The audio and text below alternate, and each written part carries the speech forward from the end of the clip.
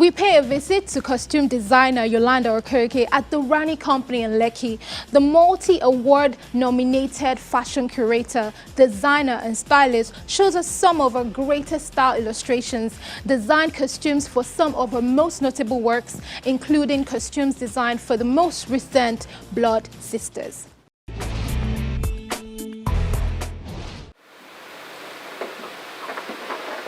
Yolanda Okereke Fabura, the face behind most of the costume on our silver screens in recent times. Amongst most of her recent works are Blood Sisters, La Femme Anjola and A Day of Destiny.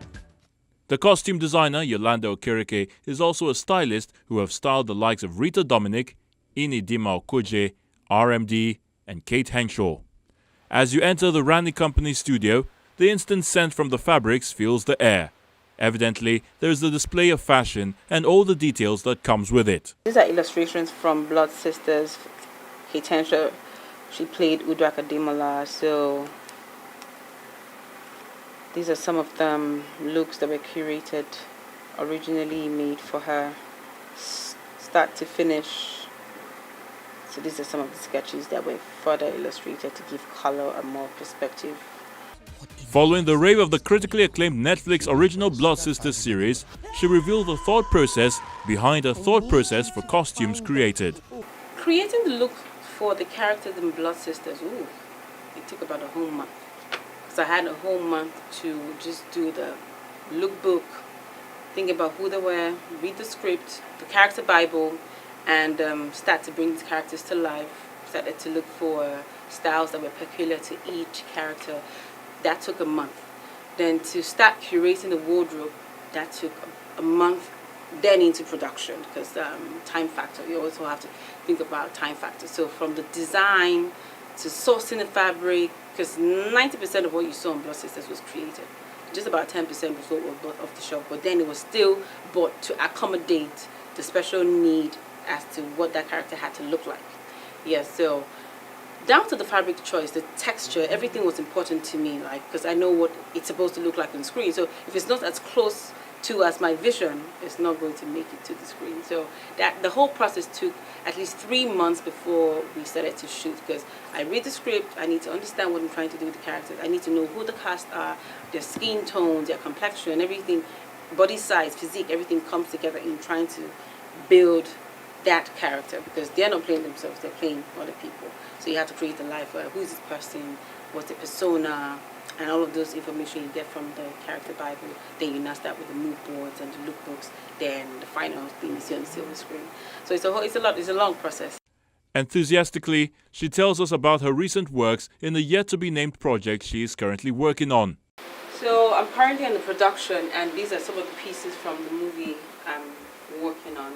So I'm just going to show you some of my favorite, like this one. I like the fluidity of the fabric, and it's just nice, easy, beautiful for camera. And then there's this tuxedo jacket that I totally love. It's got love hearts, ivory and like gold.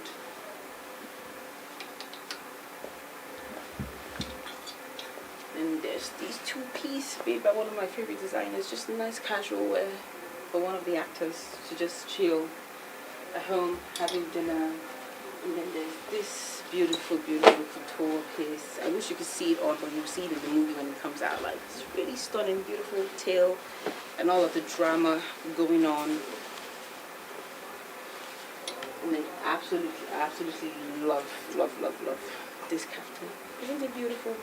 I will use that Nigerian fabric, that's ashoke on the neck, and this is all organza to make a really nice blue. So these are some of the pieces you're going to see when the movie comes out. Yeah, there's a lot. So nice, if you notice, the colors are nice, solid, vibrant, and bold colors. Beautiful for camera.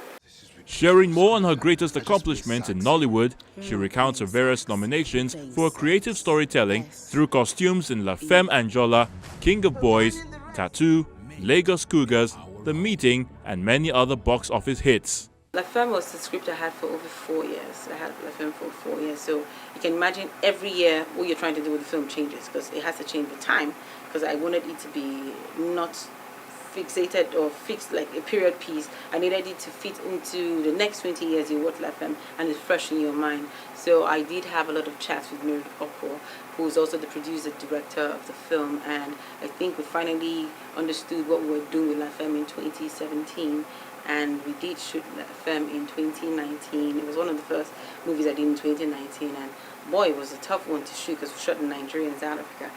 It was tough shooting those scenes in the cold, and then La Femme is just one of my precious close films to my heart. So I was really excited when I got an AMVCA nod for it. So for me, that was a win.